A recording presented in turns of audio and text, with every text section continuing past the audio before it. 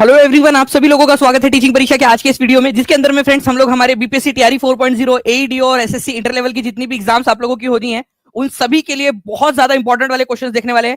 आज का सेशन बिल्कुल भी मिस मत करिएगा, क्योंकि आज का सेशन टीचिंग परीक्षा के साथ में आपकी प्रिपरेशन को सिलेक्शन की तरफ में लेकर जाने वाला है। तो चलिए हम लोग जल्दी से हमारे सेशन को शुरू करते हैं फ्रेंड्स। पहले क्वेश्चन की तरफ में हम लोग आगे बढ़े, लेकिन उससे पहले जितने भी बच्चे जिन्होंने सेशन को लाइक कर दिया है एक बार हाथ ऊपर करके बता देंगे, और जहां जहां भी शेयर कर सकते हो जल्दी जल्दी से शेयर भी कर देंगे फ्रेंड्स, ताकि ऐसे ही हम लोग और ज्यादा जो है एफर्ट्स के साथ में पढ़ाई यहाँ पर में करते रहे। देखिए, आगे बढ़ने से पहले मैं आप लोगों के साथ में एक बहुत ही सुंदर सा कोट शेयर करना चाहूंगा, इसको ध्यान से समझिएगा आप सभी के सभी। देखिए, small discipline repeated with consistency every day. ध्यान से समझिएगा, एक छोटी सी चीज है, छोटे छोटे छोटे से डिसिप्लिन, ठीक है, जो आप रिपीट करते हो कंसिस्टेंटली हर दिन, ठीक है, छोटे छोटे से डिसिप्लिन, ये आपकी बड़ी अचीवमेंट की तरफ में आपको स्लोली लेकर जाती है, और आपको पता भी नहीं चलता कि कब आपने ग्रेट अचीवमेंट जो है वो हासिल कर ली। एग्री करते हो इस चीज से?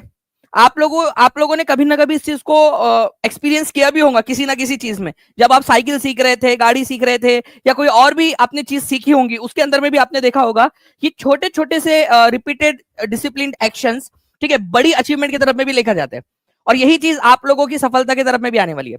और टीचिंग परीक्षा, जहां पर में आपकी प्रिपरेशन सिलेक्शन बनती है, वहां पर में हम इसी चीज को फॉलो करते हैं, ठीक है।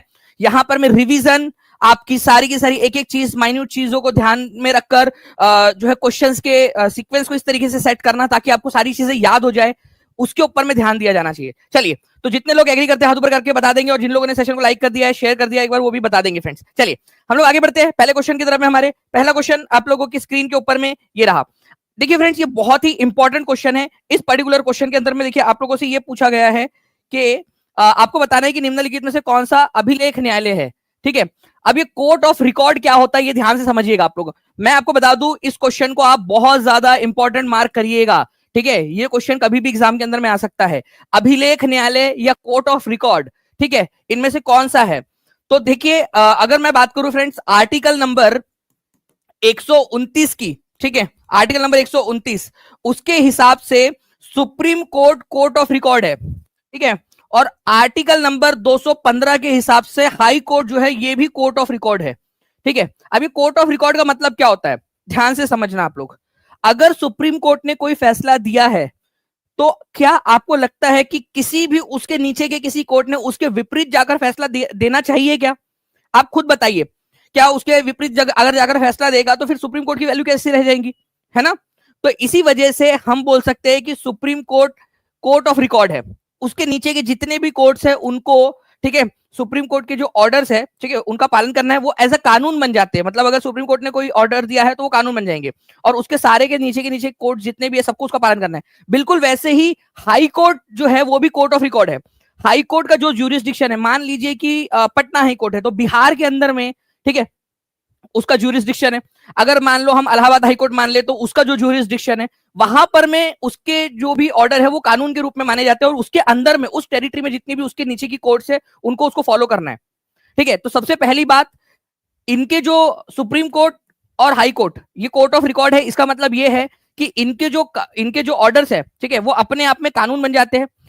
इनके ऑर्डर्स को एविडेंस के रूप में पेश किया जा सकता है। मतलब मान लीजिए कि कल जाके आपके ऊपर में कोई भगवान नगर कोई केस चल रहा है हाई कोर्ट में, तो आप कोई सुप्रीम कोर्ट का फैसला लेकर आ सकते हो कि देखिए सेम कंडीशन थी, सुप्रीम कोर्ट ने ये फैसला दिया था, ठीक है। तो आप सुप्रीम कोर्ट के फैसले को एविडेंस के तौर पर लेकर आ सकते हो, ठीक है। और दूसरी चीज, कोर्ट ऑफ रिकॉर्ड का यह भी मतलब है कि अगर आप इनके अवहेलना करते हो, उनके ऑर्डर की अवहेलना करते हो, तो आपको कंटेम्प्ट ऑफ कोर्ट का सामना करना पड़ सकता है। मतलब कोर्ट की अवमानना, ठीक है, न्यायालय की अवमानना का सामना करना पड़ सकता है, जिसमें आपको जेल भी हो सकती है और फाइन, या फिर दोनों भी हो सकता है। तो अवमानना का सामना भी करना पड़ सकता है आपको इनके केस में। तो ये प्लीज ये याद रखिए आप लोग, सुप्रीम कोर्ट आर्टिकल, बहुत ही इंपॉर्टेंट वाली बात बता रहा हूं, अगर आपको आगे बढ़ना है तो ये चीज को ध्यान से समझिए आप लोग, ठीक है। तो सुप्रीम कोर्ट और हाई कोर्ट दोनों के दोनों कोर्ट ऑफ रिकॉर्ड है। सुप्रीम कोर्ट आर्टिकल नंबर 129 के तहत और हाई कोर्ट 215 के तहत। इसका मतलब मैंने आपको बता दिया। एक क्वेश्चन भी मैं आगे में आप लोगों से पूछूंगा, ठीक है, ओके। अभी आप लोगों को मैं थोड़ा सा थोड़ी देर के अंदर में इसका क्वेश्चन भी समझाऊंगा, ताकि आप लोग एक बार वापस से इसकी रिवीजन भी कर ले आप लोग, ओके। चलिए, जितने भी बच्चे चाहते हैं कि इसी तरीके से जो है क्वेश्चन का हम लोग फ्लो रखे, तो सेशन को लाइक जरूर कर देंगे, और जहां भी शेयर कर सकते हो शेयर जरूर कर देंगे आप लोग। चलिए, भारतीय संविधान का कौन सा अनुच्छेद कहता है कि संघ जो है उसमें एक संसद होंगी, ठीक है जी, संसद होंगी जो राष्ट्रपति और 2 सदनों से मिलकर बनेंगी, जिनके नाम राज्यसभा और लोकसभा होंगे, दोनों सदनों के नाम। अब जिस बच्चे ने भी रैंक बूस्टर सीरीज टीचिंग परीक्षा की देखी है, उसके अंदर में मैंने स्पेसिफिकली ये क्वेश्चन आपको अच्छे से बताया है टीचिंग परीक्षा के एप्लीकेशन के ऊपर में, ठीक है, क्योंकि मुझे पता है कि इस क्वेश्चन का इंपॉर्टेंस क्या है, ठीक है। तो जिन बच्चों ने देखा है वो सेशन टीचिंग परीक्षा के एप्लीकेशन में पेड क्लास में, वो हाथ ऊपर करके बता भी देंगे, क्योंकि उनको मैंने बार बार रिवाइज करवा करवा के याद करवाया था, ठीक है। तो आंसर देखिए फ्रेंड्स, यहां पर क्या होगा कि जो संसद है हमारी, ठीक है, संसद, उसमें 2 सदन होते हैं, ठीक है, एक तो है लोकसभा और राज्यसभा, और जो प्रेसिडेंट है, राष्ट्रपति है, वो भी इसी का पार्ट होते हैं। तो ये तीनों से मिलकर संसद बनती है। ये दिया है आर्टिकल नंबर 79 के अंदर में, और ये आपको बहुत ही स्पेसिफिकली आपको याद करवाया था मैंने। देखिए बच्चे यहां पर मैं बता भी रहे कि जी सर पढ़ाया था करके, और उन्होंने पढ़ा भी है, ठीक है। तो इस तरीके से जो है फ्रेंड्स, आप लोग जो आंसर कर रहे हो ये बहुत अच्छी बात है, ऐसे ही आप लोग आंसर करते रहिए, ठीक है, ठीक है, कंटिन्यूअसली बच्चे आंसर कर रहे हैं, ओके।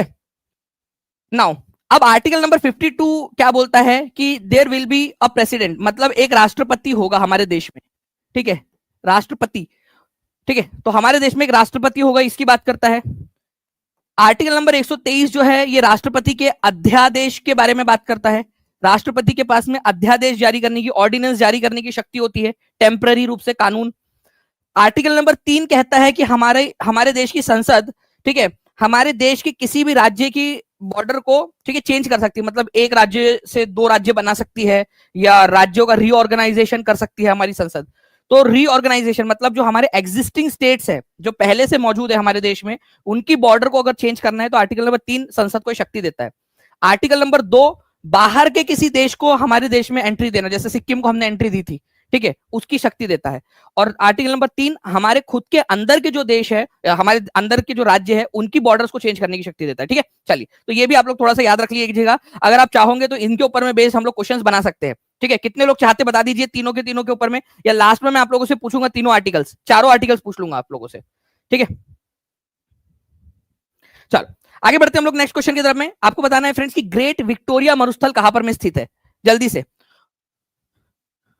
और एक बार जल्दी से शेयर कर देंगे, जहां भी शेयर कर सकते हो, टेलीग्राम पे, फेसबुक पे, आपके लाइब्रेरी के ग्रुप में, हर एक जगह पे जल्दी जल्दी से, और सेशन को लाइक भी जरूर कर देंगे आप लोग, और कमेंट के अंदर में आंसर करते रहेंगे।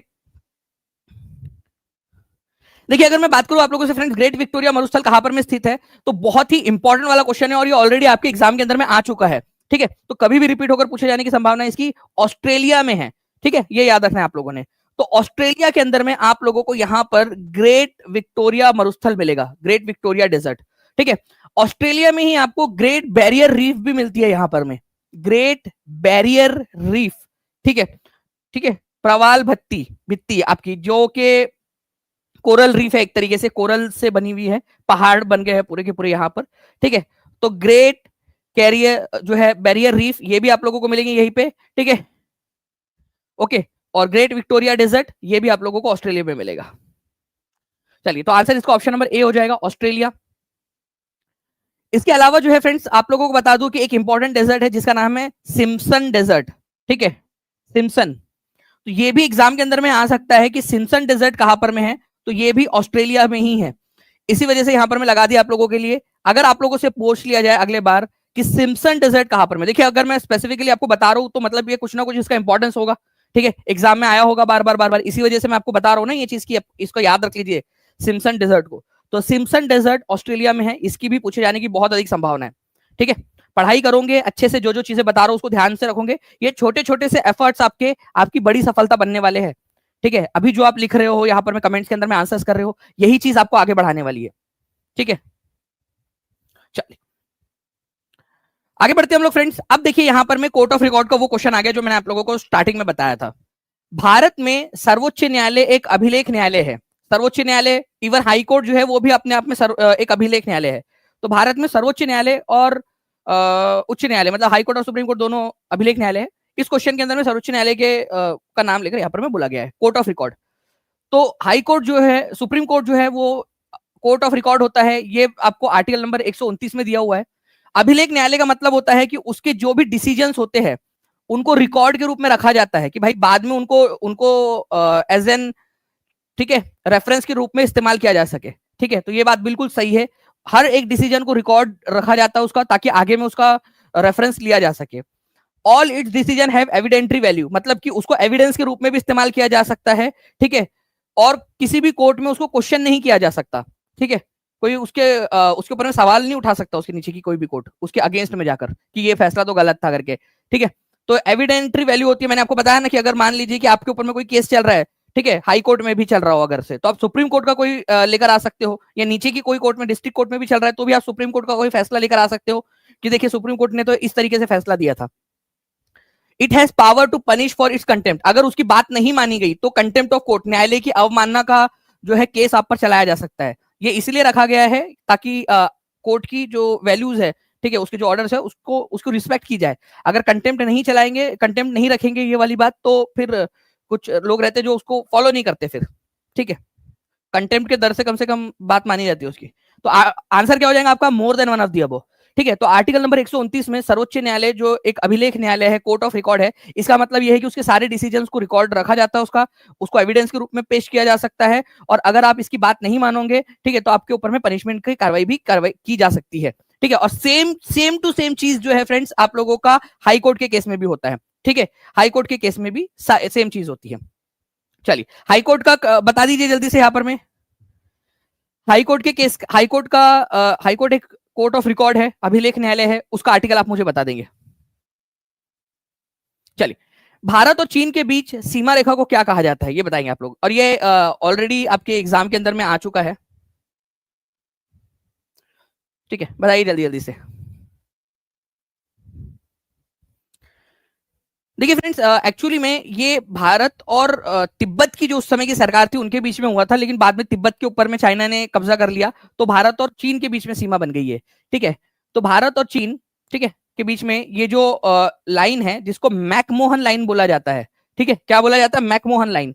ये कौन से ईयर में बनी थी, कौन से ईयर में ये डिसाइड हुआ था? ठीक है, शिमला कन्वेंशन नाम से एक बैठक हुई थी ब्रिटिश इंडिया और तिब्बत की उस समय की जो सरकार थी उनके बीच में, ठीक है। शिमला कन्वेंशन 1914 में, ठीक है। तो 1914 में ये मैकमोहन लाइन बनी थी। कभी अगर मान लीजिए कि टफ क्वेश्चन पूछ लिया जाए कि मैकमोहन लाइन कब बनी थी, तो 1914 के अंदर में, ठीक है। रेड क्लिफ लाइन आपको पता है इंडिया और पाकिस्तान के बीच में है, इंडिया और पाकिस्तान के बीच में है, ये 1947 में बनी थी जब देश का बंटवारा हो रहा था उस समय में, ठीक है। डूरांड लाइन जो है फ्रेंड्स, वैसे तो उस समय का जो ब्रिटिश इंडिया था और अफगानिस्तान उनके बीच में बना था, लेकिन आज ये लाइन पाकिस्तान और अफगानिस्तान के बीच में है, ठीक है, क्योंकि पाकिस्तान अलग हो गया ना, तो आज के समय में ये पाकिस्तान और अफगानिस्तान के बीच में है, ठीक है। अफगानिस्तान के समय में है, ये याद रखना आप लोगों ने, ठीक है, स्टार मार्क लगा दे रहा हूं। उस समय में ईस्ट इंडिया कंपनी और अफगानिस्तान के बीच में ये लाइन बनाई गई थी, ठीक है, क्योंकि उस समय तो पाकिस्तान का जन्म भी नहीं हुआ था 1893 के अंदर में, ठीक है। तो डूरांड लाइन पाकिस्तान या फिर उस समय का जो ईस्ट इंडिया था, जो ब्रिटिश इंडिया था, उसके और अफगानिस्तान के बीच में लाइन बनाई गई थी, और आज ये लेखा डूरांड लाइन जो है पाकिस्तान और अफगानिस्तान के बीच में एग्जिस्ट करती है, ठीक है। ओके, तो ये चीज भी आपको याद रखना। और इंदिरा पॉइंट तो हमारे भारत का सबसे दक्षिणी बिंदु है, वो तो है ही, आपको पता ही है, सबसे दक्षिणतम बिंदु हमारे भारत का, ठीक है, ग्रेट निकोबार आइलैंड के अंदर में मौजूद है। तो इस तरीके से डिटेल में अगर आपको पढ़ना है, ठीक है, तो आप मुझे कमेंट करके जरूर बताइएगा कि ऐसे ही आप पढ़ना चाहते हो, मैं आपको इस तरीके से ही पढ़ाऊंगा। अगर आप लोग अच्छे से, ठीक है, कमेंट्स के अंदर में आप लोगों के आंसर्स आते रहेंगे तो मजा आता है फिर पढ़ाने में आप लोगों को, ठीक है। चलिए आगे बढ़ते हैं हम लोग फ्रेंड्स नेक्स्ट क्वेश्चन की तरफ में हमारे, ठीक है। तो मैकमोहन लाइन इंडिया और चाइना के बीच में है, कौन से ईयर में बनी थी जल्दी से आप बता देंगे मैकमोहन लाइन, ठीक है। अब देखिए आपका बीपीएससी हेडमास्टर का 2022 का क्वेश्चन, और इस क्वेश्चन को आप इंपॉर्टेंट मार्क कर लीजिए, क्योंकि हो सकता है एग्जामिनर इसको रिपीट कर ले इस क्वेश्चन को, ठीक है। भारतीय संसदीय समूह, अब देखिए भारतीय संसदीय समूह जो है, इंडियन पार्लियामेंट्री ग्रुप, कमेटी नहीं है यहाँ, ये ग्रुप है, इंडियन पार्लियामेंट्री ग्रुप। ये बेसिकली जो हमारे संसद है, लोकसभा राज्यसभा में से कुछ लोगों का ऐसा ग्रुप बना दिया जाता है, जिससे कि वो जैसे अगर मान लीजिए कि बाहर में कोई डेलीगेशन जाना है हमारे इंडिया की पार्लियामेंट को रिप्रेजेंट करने के लिए, ठीक है, तो वो जा सकता है, या पार्लियामेंट की कोई बात रखनी है तो वो रख सकता है। तो इसको बेसिकली इसका प्रस्ताव जो है, ठीक है, इसका फॉर्मेशन जो है, उसके प्रपोजल को पास किया गया था 16 अगस्त 1948 को, ठीक है। पंडित जवाहरलाल नेहरू ने इसको उस समय की जो हमारी संविधान सभा थी, ठीक है, उसके अंदर में इसको रखा था, ठीक है। और उसके बाद में 1949 के अंदर में जाकर इसका ऑफिशियली जो है वो गठन किया गया। 1948 में बन गया था, मतलब इसको पास कर दिया गया था कि हाँ ठीक है, हम एक पार्लियामेंट, इंडियन पार्लियामेंट्री ग्रुप बनाएंगे। जो भी हमारी पार्लियामेंट होती है ना, उनमें से कुछ लोगों को चुना जाता है, फिर वो देश विदेश में जाते हैं, हमारी इंडिया की पार्लियामेंट को रिप्रेजेंट करते हैं। बस इतना उनका काम है, आप इतना समझ लीजिए आप इसको। ठीक है, ठीक है। तो इसका जो गठन है, ठीक है, इसकी स्थापना कब की गई थी, अगर ये क्वेश्चन आ जाए तो इसकी स्थापना जो है ऑफिशियली इसकी स्टैब्लिशमेंट की गई थी 1949 के अंदर में। और ये लोकसभा या संसद जो .gov.in है, उसके वेबसाइट के ऊपर में भी ये डेटा दिया हुआ है। ओके, तो 1949 के अंदर में ऑफिशियली इसकी स्थापना की गई थी। 1948 के अंदर में ये प्रस्ताव पास हुआ था कि हम ऐसा ग्रुप बनाएंगे, लेकिन ऑफिशियली पहली बार ये जो ग्रुप बना था, ये कब बना था, इसकी स्थापना कब हुई थी, ठीक है, 1949 के अंदर में हुई थी। ठीक है, तो प्लीज इसको याद रखिएगा, ये बीपीएससी हेडमास्टर की एग्जाम में, और आपको 10,000 से ज्यादा जो ऑलरेडी क्वेश्चंस प्रोवाइड करवाए जा चुके हैं, उसमें भी ये क्वेश्चन आप लोगों को हमने प्रोवाइड करवा दिया है ऑलरेडी। ठीक है, चलिए, तो आगे में और कुछ अपडेट्स हम लेकर आ रहे हैं आप लोगों के लिए एप्लीकेशन के अंदर में, जो आपको बहुत ज्यादा पसंद आएंगे। ठीक है, धीरे धीरे धीरे धीरे आप देखोगे कि टेक्नोलॉजी की मदद से आपको प्रो आपका जो है वर्जन बना दिया जाएगा आपको। इसको याद रखना है, इंडियन पार्लियामेंट्री ग्रुप, ठीक है, भारतीय संसदीय समूह 1949, इसको लिख के रख लो, चाहे इसका स्क्रीनशॉट भी ले लो एक बार। ठीक है, नेक्स्ट क्वेश्चन, राज्यसभा में कितने सदस्य होते हैं? ये बीपीएससी प्रीलिम्स में आया हुआ है 2011 के एग्जाम के अंदर में, बताइए। देखिए फ्रेंड्स, राज्यसभा की अगर मैं बात करूं यहां पर मैं आपसे, ठीक है, तो राज्यसभा हमारी संसद का उच्च सदन है, ये आपको पता है। आर्टिकल नंबर 80 जो है इसके बारे में बात करता है कि कितने मेंबर्स होंगे, उसकी स्ट्रेंथ कितनी होगी। ठीक है, आर्टिकल नंबर 80 में दिया हुआ है राज्यसभा के बारे में, आर्टिकल नंबर 80 में राज्यसभा के बारे में दिया गया है। ओके, इसमें बोला गया है कि मैक्सिमम स्ट्रेंथ जो है वो 250 हो सकती है। ठीक है, जिसमें से, ठीक है, 200, ठीक है, 38 राज्य और जो यूनियन टेरिटरीज है वहां से चुनकर आएंगे, और 12 लोगों को राष्ट्रपति नॉमिनेट करेंगे, राष्ट्रपति के द्वारा नॉमिनेट होंगे। ये इसकी मैक्सिमम स्ट्रेंथ है, ये मैक्सिमम है। ठीक है, यहां लिख भी देता हूं, ये मैक्सिमम स्ट्रेंथ है इसकी, अधिकतम संख्या। लेकिन अभी प्रेजेंट में हम कितना इस्तेमाल कर रहे हैं, प्रेजेंट में हम इसका इस्तेमाल कर रहे हैं 245 प्रेजेंट में, जिसमें से 200, ठीक है, यहां पर मैं 38 की जगह पे हम 233, ठीक है, हम अलग अलग राज्य और जो यूनियन टेरिटरीज है वहां से चुनकर, उनकी विधानसभाओं के द्वारा चुनकर लेकर आते हैं, जहां पर में भी उन यूनियन टेरिटरीज में से जहां पर में विधानसभा है। ठीक है, और 12 लोगों को नॉमिनेट किया जाता है राष्ट्रपति के द्वारा। ये प्रेजेंट सिचुएशन है। बट एक्चुअल में आर्टिकल नंबर 80 के तहत जो मैक्सिमम स्ट्रेंथ है इसकी, ठीक है, वो कितनी है, ठीक है, वो है 250। ठीक है, जिसमें से 12 लोग जो है वो नॉमिनेट किए जाते हैं राष्ट्रपति के द्वारा। अब समझ में आ गया आप लोगों को इसका आंसर सी क्यों होगा। ठीक है, 250 इसकी स्ट्रेंथ है, मैक्सिमम स्ट्रेंथ। ठीक है, जिसमें से 12 लोगों को नॉमिनेट किया जाता है। ये आप लोगों ने याद रखना था, इंपॉर्टेंट है, एग्जाम के अंदर में आप लोगों से पूछ सकते हैं। ठीक है, और 238 लोग चुनकर आ सकते हैं। अभी फिलहाल में आर्टिकल नंबर 80 में ये है। अगर ये संख्या बढ़ानी है तो हमें क्या करना पड़ेगा पता है आपको, संविधान संशोधन करना पड़ेगा। ठीक है, संविधान संशोधन करना पड़ेगा, जिसके जरिए आर्टिकल नंबर 80 में अमेंडमेंट करेंगे और फिर उसको बढ़ाएंगे। वो आगे जाकर हम करेंगे। ठीक है, मे बी शायद हम अगले 5 साल के अंदर अंदर में, ठीक है, जब हमारी जनगणना हो जाएगी, एक बार 16वें नंबर की जो सेंसस है वो कंप्लीट हो जाएंगे, और उसके बाद में जब हम संसद की स्ट्रेंथ बढ़ाने की बात करेंगे ना, उस समय में मोस्ट प्रोबेबली हम आर्टिकल नंबर 80 और 81 दोनों में संशोधन करेंगे। ठीक है, लेकिन अभी फिलहाल में कंडीशन ये है, वो 5 साल बाद की बात है। ठीक है, बट अभी फिलहाल में ये है कंडीशन। ओके, चलिए, तो सी इज द करेक्ट आंसर, ये याद रखना था आप लोगों ने। साइलेंट वैली राष्ट्रीय उद्यान किस राज्य में स्थित है? साइलेंट वैली, जी हाँ, 2026 तक तो वैसे भी हमारे जो है लोकसभा और विधानसभाओं की स्ट्रेंथ फ्रीज्ड है, वो लोकसभा और विधानसभाओं की स्ट्रेंथ है। राज्यसभा पे प्रतिबंध नहीं है, लेकिन राज्यसभा की भी बढ़ेंगी मोस्ट प्रोबेबली आगे जाके।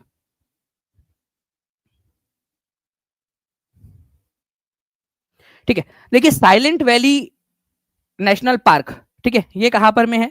साइलेंट वैली नेशनल पार्क जो है ये आप लोगों को केरला में मिलेगा। ठीक है, और वैली ऑफ फ्लावर्स अगर आप लोगों से बोल दिया जाए, वैली ऑफ फ्लावर्स, फूलों की घाटी, ये कहां पर में मौजूद है, आप बता सकते हो मुझे? वैली ऑफ फ्लावर्स, चलिए बताइए ये कहां पर में है? और एक है पिन वैली, पिन वैली, ये भी बताइए आप लोग, ये कहां पर में मौजूद है पिन वैली? जल्दी जल्दी से आंसर करेंगे आप सभी के सभी।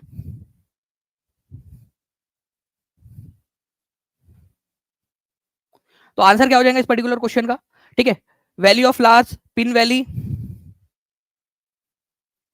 तो देखिए, अगर मैं बात करूं वैली ऑफ फ्लावर्स की, तो वैली ऑफ फ्लावर्स जो है ये उत्तराखंड के अंदर में है, ये याद रखना है आप लोगों ने, उत्तराखंड में। ठीक है, फूलों की घाटी नेशनल पार्क, और पिन वैली जो है ये हिमाचल प्रदेश के अंदर में है। ओके, तो ऐसे आपने तीनों के तीनों आप लोगों को याद हो गए, तीनों। साइलेंट वैली नेशनल पार्क, ठीक है, केरल में, वैली ऑफ फ्लावर्स उत्तराखंड के अंदर में, ठीक है, और पिन वैली हिमाचल प्रदेश के अंदर में। कमेंट में लिख देंगे सभी लोग जल्दी जल्दी से। 21 लाइक्स दूर है हम लोग हमारे पहले टारगेट 1000 लाइक से। तो जल्दी जल्दी से जिन बच्चों ने सेशन को लाइक कर दिया हाथ ऊपर करके बता देंगे, और जल्दी जल्दी से सेशन को लाइक भी कर देंगे जिन लोगों ने नहीं किया है जल्दी से। और जहां भी शेयर कर सकते हो शेयर जरूर कर देंगे आप लोग। चैट रेट आपका बहुत बढ़िया चल रहा है। ये वो बच्चे जो यहाँ पर मैं आंसर कर रहे हैं ना, ये वो बच्चे जो आगे बढ़ने वाले बच्चे, जो मेहनत कर रहे हैं आज के दिन। चलिए, तो डी इसका आंसर हो जाएगा, और आई होप आप लोगों ने इसको लिख भी दिया होगा कमेंट के अंदर में। अब देखिए ध्यान से समझिएगा आप लोग, मैं अब अगले कुछ देर तक आपको जो क्वेश्चन बताने वाला हूं, ये आपके बहुत इंपॉर्टेंट क्वेश्चन है, ठीक है, क्योंकि इस क्वेश्चन की मदद से मैं आपको एक बड़ा वाला क्वेश्चन कराने वाला हूं। संविधान का निम्नलिखित में से कौन सा अनुच्छेद संसद की संयुक्त बैठक की व्यवस्था प्रदान करता है? संसद की संयुक्त बैठक की व्यवस्था प्रदान करता है।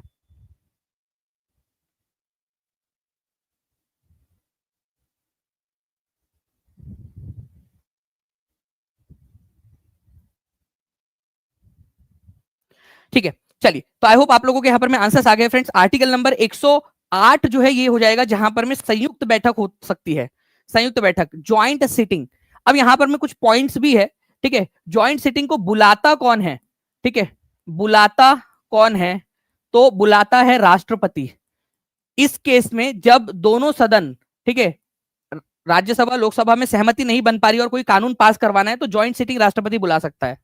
अध्यक्षता कौन करता है, ये आप लोगों से अगर क्वेश्चन पूछ लिया जाए, ठीक है, अध्यक्षता कौन करता है? ठीक है, तो अध्यक्षता जो है फ्रेंड्स ये लोकसभा का स्पीकर करेगा, ये याद रखना है आप लोगों ने। इस सेशन की ज्वाइंट सिटिंग की अध्यक्षता लोकसभा का स्पीकर। अगर स्पीकर अवेलेबल नहीं है तो लोकसभा का उपाध्यक्ष, ठीक है, डेप्यूटी स्पीकर। अगर वो भी अवेलेबल नहीं है तो राज्यसभा का डेप्यूटी चेयरमैन। राज्यसभा का चेयरमैन कभी इसकी अध्यक्षता नहीं करता, ठीक है, ये याद रखना है आपने। ओके, तो आर्टिकल नंबर 108 के अंदर में ज्वाइंट सिटिंग की बात की गई है। क्या हमारे भारत के अंदर में कभी भी ज्वाइंट सिटिंग हुई है? अब ये क्वेश्चन मैं आपको कराने वाला हूं आगे में, ठीक है, इसी वजह से सभी बच्चे ध्यान से देखेंगे, ठीक है, पूरा ध्यान से बैठकर, ठीक है, घंटों घंटों मेहनत करके आपके लिए पूरा सीक्वेंस तैयार किया है, ठीक है। तो इसको अच्छे से आप लोग देखिए, और अभी मैं आपको वो क्वेश्चन भी कराऊंगा। क्या ज्वाइंट सिटिंग हुई है? जी, 3 बार ज्वाइंट सिटिंग हुई है, ये याद रखना है आप लोगों ने। ध्यान से समझिएगा आप लोग, मैं आप लोगों के लिए लिख के भी लेकर आया हूं, ठीक है। डाउरी प्रोहिबिशन, दहेज निषेध अधिनियम कब हुआ था ये पास? 1960 के अंदर में, जिसके जरिए दहेज लेना और देना दोनों को अपराध बना दिया गया है, ठीक है। डाउरी प्रोहिबिशन बिल, दहेज निषेध अधिनियम, ठीक है, इसको इसमें डाल दिया गया है, ये आप लोग याद रखना है आप लोगों ने कि ज्वाइंट सिटिंग के जरिए हुआ था ये, ठीक है। बैंकिंग सर्विसेज कमीशन, ठीक है, जैसे बैंक, जो बैंकिंग के आज अभी क्या होता है कि हर एक बैंक अपनी रिक्रूटमेंट खुद करता है, लेकिन जैसे बीपीएससी है, यूपीएससी है, एसएससी है, तो उसके जैसा ये कमीशन बना दिया गया था, ठीक है, बैंकिंग सर्विस कमीशन। तो उसको हटाने के लिए, ठीक है, ज्वाइंट सिटिंग हुई थी, बैंकिंग सर्विसेज कमीशन, उसको निरस्त करने के लिए अधिनियम आया था, उसको हटाने के लिए, क्योंकि ये लोकसभा से पास हो गया था, राज्यसभा से पास नहीं हो पा रहा था ये, तो फिर ज्वाइंट सिटिंग बुलाई गई, और फिर ज्वाइंट सिटिंग में ऑब्वियस सी बात है कि आपको पता है कि लोकसभा की स्ट्रेंथ ज्यादा है, तो वो पास हो जाएगा। फिर एक बुलाया गया था प्रिवेंशन ऑफ टेररिज्म बिल, ठीक है, आतंकवाद निरोधक विधेयक, ठीक है, 2002, ये आप लोगों ने याद रखना है। ये 3 बिल जो है ये ज्वाइंट सिटिंग में पास हुए हैं, 3 बार ज्वाइंट सिटिंग बुलाई गई है, और 3 इसमें, ठीक है, पास हो गया है ये। ओके, तो इस तरीके से 1 2 3 3 बार जो है फ्रेंड्स आपने याद रखना है कि ज्वाइंट सिटिंग दोनों हाउसेस की बैठक को बुलाया गया एक साथ। इंपॉर्टेंट है, प्लीज इसको याद रखिएगा आप लोग। इसके ऊपर में मैं बेस्ड अभी क्वेश्चन आपसे थोड़ी देर में पूछने वाला हूं, तो जो बच्चा पूरा अच्छे से सेशन देखेगा उसको ये क्वेश्चन याद भी हो जाएगा। अब समझिए आप लोग, आपको पता है हमारी संसद में, इवन विधानसभा में भी कुछ हमारे जो सांसद होते हैं या फिर विधानसभा में विधायक होते हैं, वो कुछ भी बोल देते हैं, ठीक है, कुछ भी बोल देते हैं, और उनके ऊपर में कोई कार्रवाई भी नहीं होती, मतलब कोर्ट वगैरह में कार्रवाई नहीं होती उनकी, उनके ऊपर में, क्योंकि संसद के सदस्यों को ठीक है, और विधानसभा में विधानसभा के सदस्य को, ठीक है, उनको कुछ शक्तियां प्राप्त है, विशेष अधिकार प्राप्त है, उन्मुक्तियां प्राप्त है, ठीक है, मतलब कि उनके ऊपर में संसद में अगर वो कुछ भी बोलते हैं या उनका जो आचरण होता है उसको लेकर कोर्ट में केस नहीं हो सकता। सिंपल सी भाषा में ये इसका मतलब है कि अगर वो कोई भी करते हैं, ठीक है, सदन में बोलने की उनकी स्वतंत्रता है, कुछ भी बोले वो, ठीक है, उनके ऊपर में कोर्ट केस नहीं हो सकता, ठीक है, संसद में बोलने की वजह से, इसी वजह से उनको ये अधिकार मिला हुआ है। तो आर्टिकल नंबर 105 जो है फ्रेंड्स, संसद सदस्यों को विशेष अधिकार देता है, उनके प्रिविलेजेस देता है, ये याद रखना है आप लोगों ने। वर्मा जी देखिए, आपकी जो बीपीएससी टीआरई 4 की जो वैलिडिटी है ना कोर्स की, वो आपकी एग्जाम तक है, जब तक एग्जाम नहीं हो जाती आप टेंशन मत लेना, ठीक है, आपका बिल्कुल नहीं होगा, जब तक एग्जाम नहीं हो जाती तब तक आपके पास में ही रहेगा वो कोर्स, आप बिल्कुल चिंता मत करिए, वहां पर कुछ भी दिख रहा है वो बढ़ता जाएगा आपका, जब तक एग्जाम नहीं हो जाती, तो उसकी बिल्कुल भी चिंता मत करिए आप। ओके, चलिए, तो जितने भी बच्चे हैं जो पेड ऐप के स्टूडेंट्स हैं उन सभी को मैं यहाँ पर मैं आश्वस्त करता हूँ कि आपका जब तक एग्जाम नहीं हो जाता तब तक आपका कोर्स आपके पास में रहेगा और सारी चीजें आपके पास में रहेंगी, ठीक है, तो बिल्कुल चिंता करने की जरूरत नहीं है आप लोगों को, अच्छे से पढ़ाई करिए आप लोग। तो आर्टिकल नंबर 105 शक्तियां, विशेष अधिकार और उन्मुक्तियां, ठीक है, ये याद रखना है आप लोगों ने फ्रेंड्स, ये आर्टिकल नंबर 105 के अंदर में दिए गए हैं, ठीक है। तो कभी भी अगर ये क्वेश्चन आ जाए आप लोगों से कि संसद में बोलने की शक्ति, ठीक है, या उनका जो आचरण है उसको उनको कोर्ट में नहीं क्वेश्चन किया जा सकता है, कहा दिया आर्टिकल नंबर 105 में।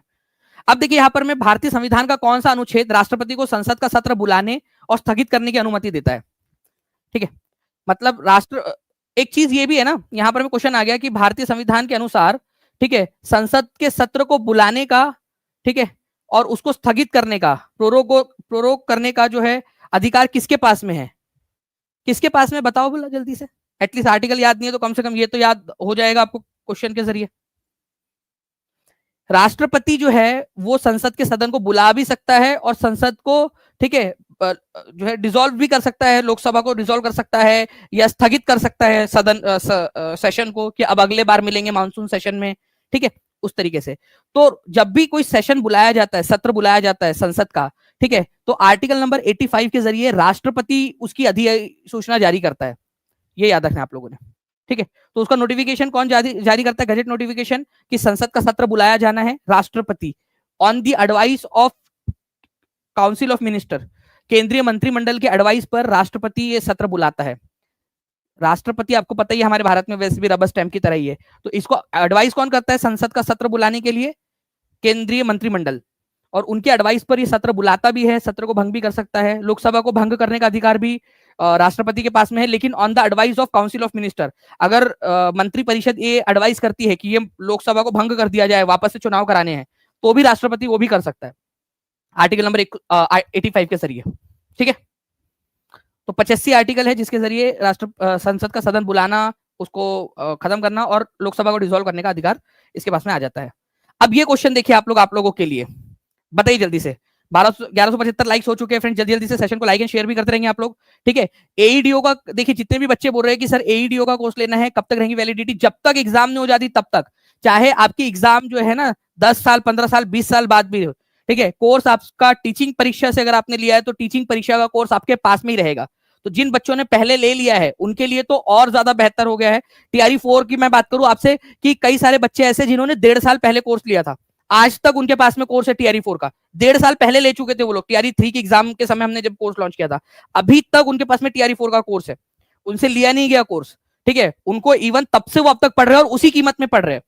तो जो बच्चा पहले टीचिंग परीक्षा का ले लेता है ना वो ज्यादा फायदे में रहता है, और अभी भी आपके पास में मौका है कि आप जितना ज्यादा, और आज दिवाली ऑफर का लास्ट डे है एईडीओ के लिए, ठीक है, DSSS के लिए, केवीएस के लिए, केवीएस का 99 रुपीज में जो आपको मिल रहा है पूरा आपकी जब आपके पूरा इंटरव्यू तक का गाइडेंस, ठीक है, सिर्फ एक ही कीमत के अंदर में पूरा का पूरा मिल जा रहा है, उसका लास्ट डे है आज। बीपीएससी टीआरई का लास्ट डे है आज, एईडीओ के अंदर में जो आपको एक्स्ट्रा चीजें मिल रही है उसका लास्ट डे है, ठीक है। देखिए यहाँ पर मैं शीलू बता रहे हैं उन्होंने जनवरी में लिया था, देखिए अभी तक उनके पास में है वो कोर्स,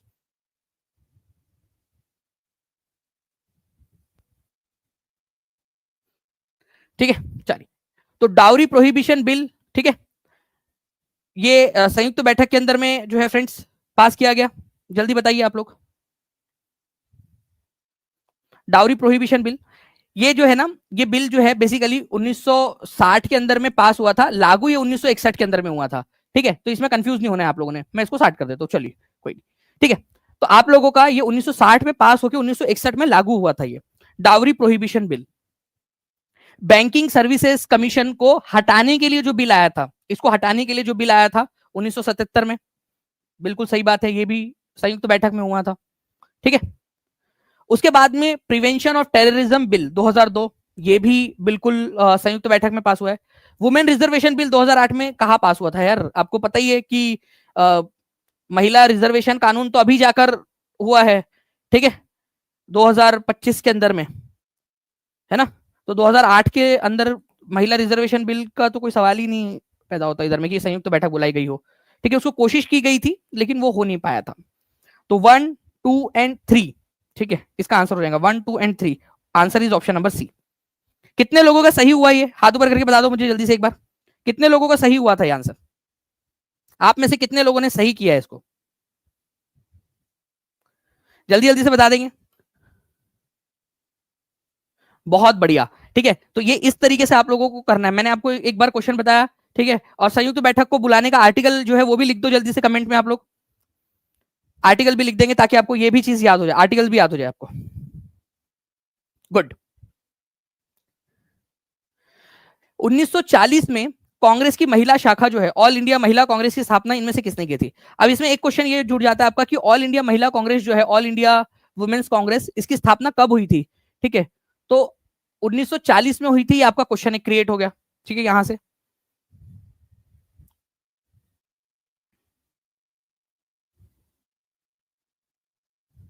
तो ऑल इंडिया वुमेन्स कांग्रेस जो है या ऑल इंडिया महिला कांग्रेस, ठीक है, इसकी स्थापना सुचिता कृपलानी ने की थी, ये याद रखना है आप लोगों ने। ओके, 1940 के अंदर में। तो आंसर हो जाएगा आप लोगों का ऑप्शन नंबर बी। ठीक है, नेक्स्ट क्वेश्चन, राष्ट्रपति अपने अधिकारों का निस्तारण किसकी सलाह से करता है। ठीक है, ये बताइए, the president exercises his her powers on the advice of.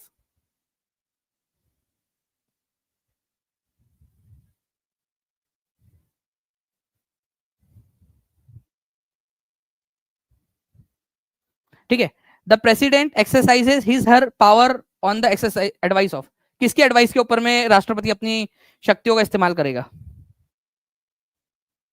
देखिए, एक आर्टिकल है डायरेक्टली, आपको अगर याद हो तो हमने हमारी जो यूनियन गवर्नमेंट वाली जो क्लास है, केंद्रीय, ठीक है, सरकार, हमारे ऐप के अंदर में हमने उसको पढ़ा है, लगभग चार लेक्चर हमने लगाए हैं उसको पढ़ने के लिए।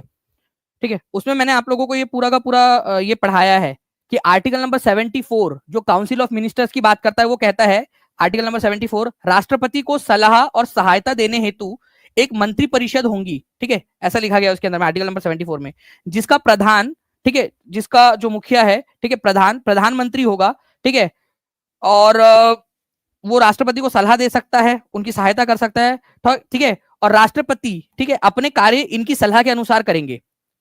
ठीक है, राष्ट्रपति को अपने कार्य मंत्रिपरिषद की सलाह के अनुसार ही करना है।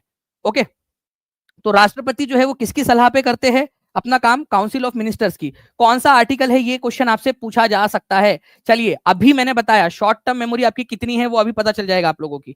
जल्दी जल्दी से बताइए आप लोग, शॉर्ट टर्म मेमोरी कितनी है आप लोगों की, स्पीड में बताइए आप लोग, जल्दी जल्दी से, एकदम स्पीड में आंसर कर देना है ताकि हमेशा के लिए याद हो जाए आप लोगों को। तो आर्टिकल नंबर 74 जो है इसके बारे में बात करता है। ओके, आर्टिकल नंबर 85 जो बच्चे लिख रहे हैं, 85 राष्ट्रपति क्या कर सकता है, संसद का सदन बुला सकता है, सदन को स्थगित कर सकता है, लोकसभा को भंग कर सकता है, वो 85 है।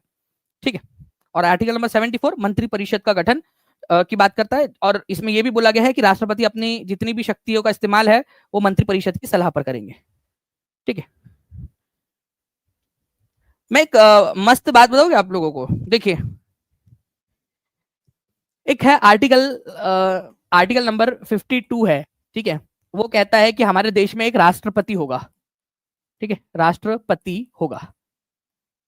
आर्टिकल नंबर 53 ये कहता है कि जितनी भी केंद्र सरकार की जितनी भी कार्यकारी शक्तियां है, कार्यकारी, ठीक है, जितने भी पावर्स है वो किसके पास में होंगे? वो राष्ट्रपति के पास में होंगे। जितने भी पावर होंगे वो किसके पास होंगे? आर्टिकल नंबर 53 ये कहता है कि सारे पावर्स, कार्यकारी पावर राष्ट्रपति के पास में होंगे। लेकिन आर्टिकल नंबर 74 ने, ठीक है, ठीक है, दर्दे के दर्दे दिल ले गए, वो कौन सा गाना था ना, तो बस ये एक चीज दी और एक हाथ से ले ली। ठीक है, आर्टिकल नंबर 74 ये कहता है कि जितनी भी तुम्हारे पावर्स है ना, वो तुम किसकी सलाह पे करोगे? है मंत्री परिषद की सलाह पे। मंत्री परिषद जो है उसकी सलाह के ऊपर में तुम अपने पावर का इस्तेमाल करोगे।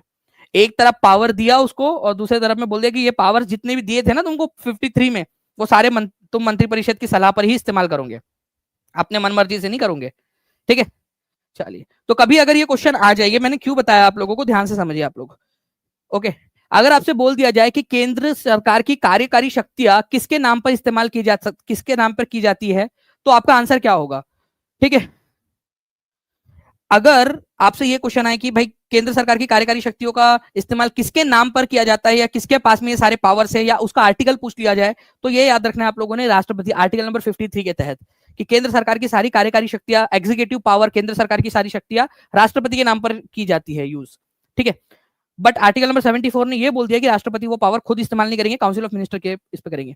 चलिए, नाउ फ्रेंड, नेक्स्ट क्वेश्चन है खुदाई खिदमतगार नाम से जो मूवमेंट है वो आपको बताना है कि किसने स्टार्ट किया था। खुदाई खिदमतगार नाम से आंदोलन, ठीक है, खुदाई खिदमतगार आंदोलन का नेतृत्व किसने किया था? ख्वाजा मोइनुद्दीन चिश्ती, खान अब्दुल गफ्फार खान, सर सैयद अहमद खान, उपयुक्त में से एक से अधिक, उपयुक्त में से कोई नहीं।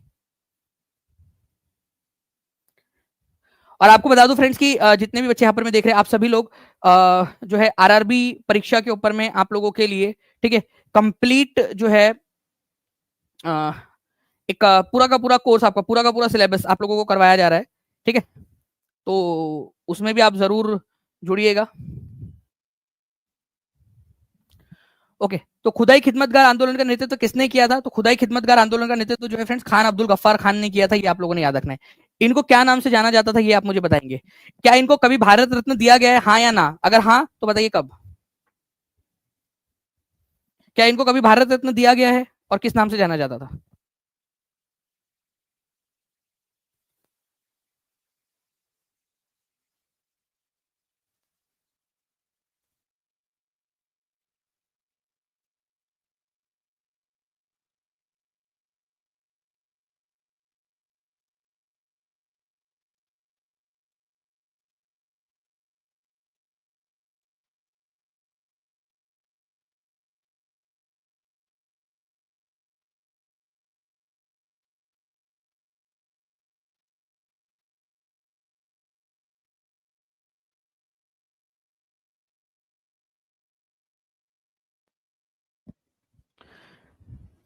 तो फ्रेंड्स आंसर क्या हो जाएगा इस पर्टिकुलर क्वेश्चन का? ठीक है, बादशाह खान के नाम से इनको जाना जाता था। आप सभी लोगों ने आंसर कर दिया यहाँ पर, मैं बादशाह खान के नाम से भी इनको जानते थे। और मैंने आपसे सवाल पूछा था कि क्या इनको भारत रत्न दिया गया है? जी हाँ, ठीक है, ये पहले विदेशी व्यक्ति बन गए थे जिनको भारत रत्न दिया गया। वैसे तो ये इनका जन्म ब्रिटिश इंडिया में, इंडिया के अंदर में ही हुआ था, लेकिन बंटवारे के बाद में पाकिस्तान के नागरिक बन गए थे, तो 1987 के अंदर में इनको भारत रत्न से सम्मानित किया जा चुका है। ठीक है, ये भी याद रखना है आप लोगों ने। इनको सीमांत गांधी के नाम से भी जाना जाता है। ओके, तो ये भी एक इंपॉर्टेंट है आप लोगों का। अंकिता श्रीवास्तव, मैंने बताया आपको कि इलेक्शन के बाद में वो कभी भी आ सकता है, हो सकता है कि वो जस्ट जैसे सरकार बने उसके कुछ ही दिन बाद वो अपना थोड़ा सा नंबर बढ़ाने के लिए वो घोषणा कर दे इस चीज की। ठीक है, तो कभी भी हो सकता है। इसी वजह से मैंने आप लोगों को कल रात में भी बताया कि आप लोग पढ़ाई करिए अच्छे से, पढ़ाई करना बहुत ज्यादा इंपॉर्टेंट है। ठीक है, और इसके साथ में आपकी केवीएस का नोटिफिकेशन कभी भी आ सकता है। सीबीएसई को नोटिफिकेशन भेज दिया गया है और सीबीएसई उसको कभी भी रिलीज कर सकता है। केवीएस और एनवीएस का ज्वाइंट नोटिफिकेशन आएगा। ठीक है, और इसी वजह से मैं आपको बता दूं कि फ्रेंड्स केवीएस का आज लास्ट डे है आप लोगों का 999 के अंदर में जुड़ने का। साथ ही साथ डी ट्रिपल एस बी की जितनी भी बैचेस है आप लोगों की, उसको भी बहुत ही ज्यादा कम दाम के अंदर में आपके लिए कर दिया गया है। ठीक है, और साथ में जो आपको एक्स्ट्रा जो चीजें मिल रही है उसके लिए आज लास्ट डे है 22, ठीक है, जो है अक्टूबर, आज लास्ट डे है आपका सारी चीजों के अंदर में। तो आप नीचे में जो नंबर चल रहा है ना, उस नंबर पे कॉल भी कर सकते हो, 7611101101, 9697 इस पर कॉल कर सकते हो, या व्हाट्सएप भी आप लोग कर सकते हो। ठीक है, या फिर डायरेक्टली टीचिंग परीक्षा के एप्लीकेशन पे जाइए, वहां पर में सबसे आसानी से आप लोगों को मिल जाएगा। ठीक है, और साथ ही साथ नीचे में भी लिंक्स दी गई है। तो जो भी है, चाहे एईडीओ का कोर्स है, एईडीओ के अंदर में हम आपको इतनी सारी चीजें जो है वो प्रोवाइड कर रहे हैं। 799 में आप समझिए कि पूरा का पूरा जीवन चेंज हो सकता है आपका इसके अंदर में। ठीक है, क्योंकि इतनी सारी चीजें आपको पढ़ने के लिए मिलेंगी उसके अंदर में। ओके, साथ ही साथ जो भी आपके फ्रेंड्स हैं सीटेट कर रहे हैं अगर, या यूपी टेट कर रहे हैं, ठीक है, या कोई और भी एग्जाम की तैयारी कर रहे हैं, तो आप उनको रेफर कर सकते हो आपका कोड, उससे उनको भी फायदा हो जाएगा और आपको भी फायदा हो जाएगा। तो ये भी चीज आप लोगों के लिए एक एक्स्ट्रा चीज हो जा सकती है। ठीक है, चलिए बाकी जो है फ्रेंड्स, ये नंबर आप लोगों को दिख रहा है, इस नंबर पे कॉल या व्हाट्सएप कर लीजिएगा आप लोग, या फिर टीचिंग परीक्षा के एप्लीकेशन पे डायरेक्टली भी जा सकते हो। नाउ अब आपके लिए जो है फ्रेंड्स, आपको बता दूं कि आरआरबी ग्रुप डी का जो है पूरा का पूरा जो प्रिपरेशन फ्री ऑफ कॉस्ट करा रहे हैं, उसके ऊपर मैं आज की क्लास, जिसमें मैंने बोला था कि पिछली 6 क्लासेस का मैं आज रिवीजन कराऊंगा, ठीक है, उसके रिवीजन क्वेश्चन लूंगा, तो आप लोग आ जाइए। ठीक है, वहां पर मैं भी आरआरबी परीक्षा जो चैनल है पूरा फ्री ऑफ कॉस्ट उस चैनल के ऊपर में करवाया जा रहा है, तो उस पर भी आप लोग आ सकते हो। मैंने जो पिछली 6 क्लासेस कराई है उसकी रिवीजन मैंने आपसे प्रॉमिस की थी, जो प्रॉमिस किया था वो प्रॉमिस हम निभा रहे हैं। ठीक है, और उसकी पूरी की पूरी रिवीजन क्लास आपकी होने वाली है उसके ऊपर में भी। ठीक है, 3 बजे, तो मैं अगले 1 मिनट में वहां पर मैं पहुंच रहा हूँ, आप लोग भी जल्दी से आ जाइएगा। ठीक है, रिवीजन आज उसके ऊपर में रिवीजन टेस्ट है आरआरबी परीक्षा के ऊपर में।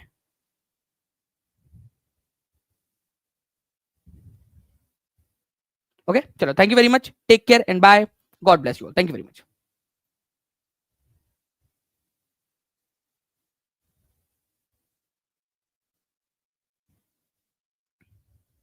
हेलो बच्चों, आपने सोचा होगा क्या हम टीचिंग परीक्षा के यूट्यूब चैनल से डायरेक्टली कोर्स खरीद सकते हैं? आंसर है यस। सबसे पहला ऑप्शन, किसी भी वीडियो के नीचे आपको कोर्स के इमेजेस दिखाई देंगे, बस क्लिक करिए और तुरंत परचेस कर लीजिए। दूसरा ऑप्शन, वीडियो के अंदर ही व्यू प्रोडक्ट का ऑप्शन आएगा, उस पर क्लिक करते ही आपको टीचिंग परीक्षा पर अवेलेबल सभी कोर्सेज शो करेंगे। यहाँ पर आप देख पा रहे होंगे नीचे एग्जाम कैटेगरी वाइज फोल्डर भी बने हुए हैं, BPSC, TRE, DSSB, CTET. In folder पर क्लिक करते ही आप उस एग्जाम से रिलेटेड सभी कोर्सेज देख पाएंगे। अब मान लीजिए आप बीपीएससी AEDU का कोर्स लेना चाहते हैं, नीचे स्क्रॉल करके आपको बाय नाउ और कॉल नाउ दोनों ऑप्शन मिलेंगे। डायरेक्ट खरीदना है तो बाय नाउ पर क्लिक करो, जानकारी चाहिए तो कॉल नाउ के बटन पर क्लिक करके हमारी टीम से कनेक्ट हो जाओ। बस बाय नाउ पर क्लिक करो, अपना फोन नंबर पे से लॉगिन करो, पेमेंट कंप्लीट करो और आपका एनरोलमेंट तुरंत हो जाएगा। Thank you so much.